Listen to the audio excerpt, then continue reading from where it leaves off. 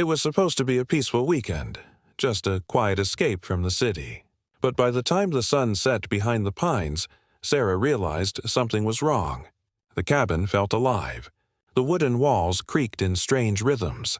The air carried whispers that seemed too deliberate to be the wind, and every time she glanced at the window, she swore she saw someone standing just beyond the tree line, watching, waiting.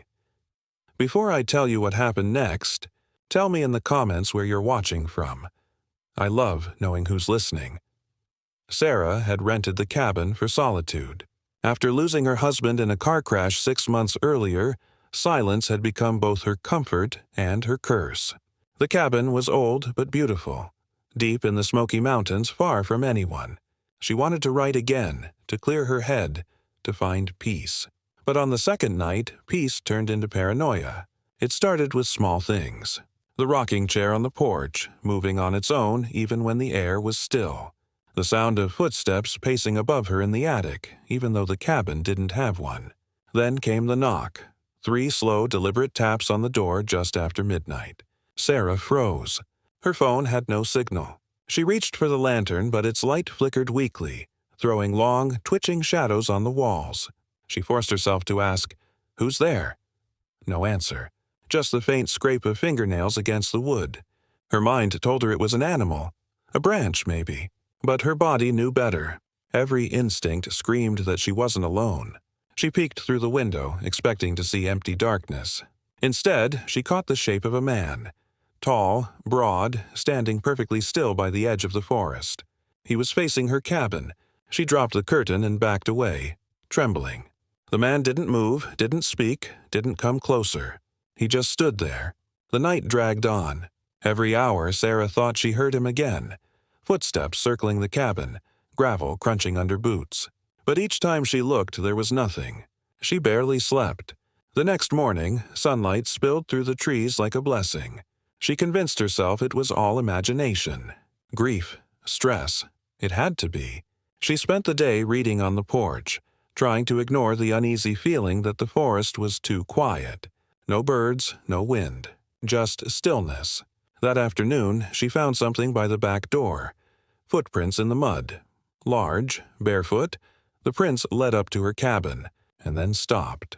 That night, she barricaded the doors, shoved a chair under the handle, and sat by the fire with her husband's old hunting knife. The flames flickered against the windows, casting her reflection. Pale, frightened, determined. She thought she saw movement again, a shifting shadow behind her reflection. Then, a whisper, so soft she almost thought she imagined it. "You shouldn't have come back." Her knife slipped from her hand. Her breath caught. "Who's there?"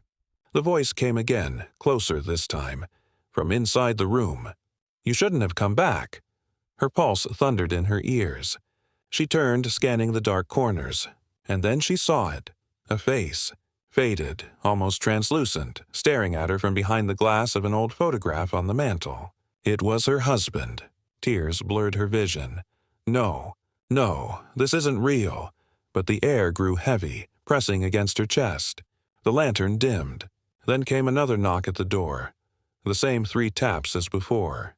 This time, she didn't hide. She stood, trembling but resolute, and opened the door. Cold air rushed in. No one was there. Only the woods, stretching endless and silent under a half-moon sky. And then she looked down. There was a small wooden box on the porch, carved, old, with her husband's initials burned into the lid. Her hands shook as she opened it.